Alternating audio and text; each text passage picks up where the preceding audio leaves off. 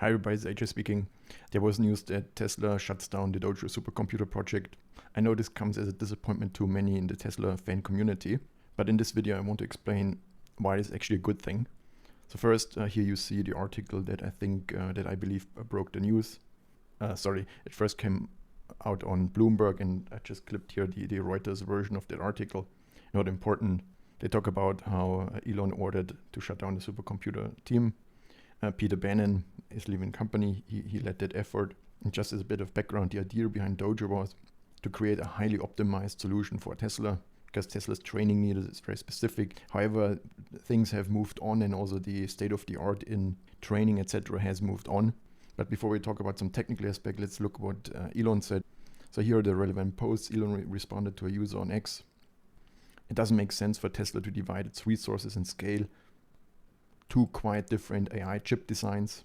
So there is the Dojo chip design, which is a large compute tile specifically developed for training, but then there is Tesla's other AI chip, typically referred to as AI4, AI5 or AI6, depending on what generation you're talking about. AI4 is currently deployed in vehicles, but AI5 will be launching soon, I expect. And then Elon goes on, the Tesla AI5, AI6 and subsequent chips will be excellent for inferencing and at least pretty good for training. All effort is focused on that. And then Elon goes on explaining why. In a supercomputer cluster, it would make sense to put many AI5, AI6 chips on a board, whether for inference or training, simply to reduce network cabling complexity and cost by a few orders of magnitude. One could call that Dojo 3, I suppose. Yeah, that's typical Elon. He thinks about these things in abstract ways, but in reality this is not Dojo 3 as the average fan would understand it. This is basically using the inference chip AI5, AI6, etc. and bundling them into a supercomputer, because these chips used to be designed to come in pairs and be deployed in real-world AI products like the self-driving cars or Optimus. But then Elon makes an additional important point, and a point I've been harping on for several months now.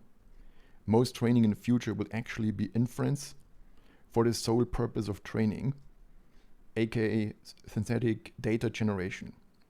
So first of all, anyone who follows Nvidia, this is not new. This is something Jensen Huang, Nvidia's CEO, has been talking about for quite some time now. The fact is that the world ran out of data.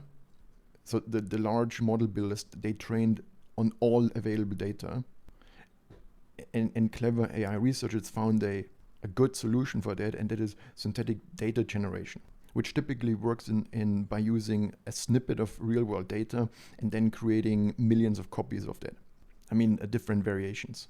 And then you use those variants and train the models, and this process step has already become the by far largest compute consumer.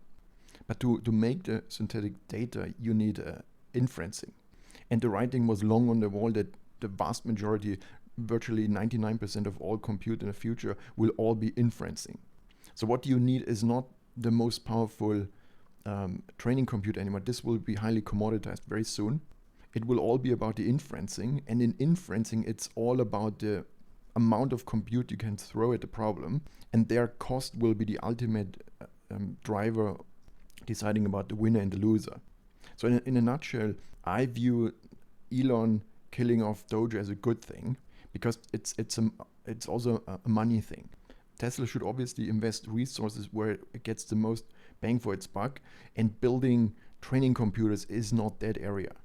And to add some quantitative basis, let's look at Tesla's latest SEC filing, and we can see that Tesla spent on R&D just under 1.6 billion in the second quarter. And this not only, of course, includes Dojo, but includes everything else. The cars, the energy product, anything supercharger related, anything Tesla app related, Optimus, obviously everything. On all these efforts, Tesla spent 1.6 billion. And by the way, this is an all-time high. So next, let's look what Nvidia spends. So now you're looking at Nvidia's latest available quarter. They spent just under 4 billion. This too is an all-time high, and it's also growing very quickly. So some might say, oh, Nvidia is only spending 2.5 times more in R&D. But keep in mind, Nvidia spends the vast majority of its R&D on one thing and one thing only, building the most powerful token factories. Tokens are the fundamental unit of AI intelligence, and Nvidia is laser focused on inferencing and bringing down the cost. And this is exactly what Elon was talking about, bringing down the cost of inferencing by using AI 5 and AI 6 chips. Because Elon too knows that is ultimately the winning formula, and not pouring billions into a training computer, which in the future has very little relevance because everything is ultimately driven by data generation, which is driven by inferencing compute, low-cost inferencing compute. So we moved from a world where AI talent was crucial. I believe we are quickly moving away from this period, because AIs become so powerful that they are being used to make better AIs. The other component was data, but as I just explained, we as a world ran out of data we generated. And the third component was compute. And very simplistically, the way you might want to think about it, maybe sometime back, talent was 1/3 of the success formula, the other third was data, and the final third was compute. In the extreme, as we go 5, 10, 20, 30 years into the future, the end state will likely be 99.9% compute, data almost nothing, because data and compute becomes one, because the computer inferencing generates the synthetic data, and the AI talent, the human, becomes completely irrelevant, as we have AI with IQs that would be the equivalent of 100,000 in terms of human scale. So, but let's not get too far ahead of ourselves. So let's look again at these numbers. So Tesla spent, call it 1.6 billion, Nvidia spent 4 billion. I think we can safely assume that a minimum of 3 billion of Nvidia's 4 billion was all focused on AI infrastructure. I followed Tesla for a long time. I know exactly how much they spent on energy, auto, etc. I can see the differentials and how the R&D spend has increased. And by my estimate, Tesla probably spent somewhere below 200 million a quarter on Dojo. Likely substantially less. But let's assume highly conservatively in this comparative analysis, it is 200 million. It might actually be below 100, but let's just assume 200 million. Nvidia's 3 billion. Now you see Nvidia spends 15x on R&D. Of course, Elon has the Elon premium, so he can attract a great talent. But Jensen Huang is also a highly, highly respected leader, especially in that field, who has also exceptional ability to attract and retain exceptional talent. And make no mistake, this is not a Tesla auto versus a slow old legacy automaker race. No, this is Nvidia. This is not some legacy company. And Nvidia is a highly nimble company and is one of the most formidable companies I ever studied. So don't make the mistake and assume this is just a company Tesla can easily steamroll. I think Elon would agree with me, and that's why he made the right call and killed off Dojo.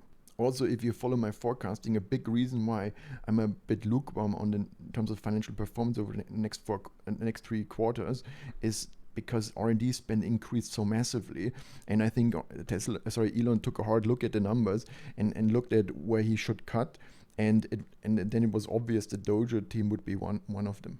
So anyways, so the bigger picture is that I view this actually as good news. Even though to the fans this will not sound like good news, but it is actually good news. I was bothered by the Dojo effort for some time because I study closely the AI infrastructure space, and it's developing very quickly, and there's a huge amount of investment in R&D, etc. And Tesla is simply too small to compete in that field in terms of financial firepower, because development of a competitive training system is enormously capital intense. And that money is much better spent on real world AI products. So that's the end of this video. Thank you very much for listening. See you in the next one. Bye.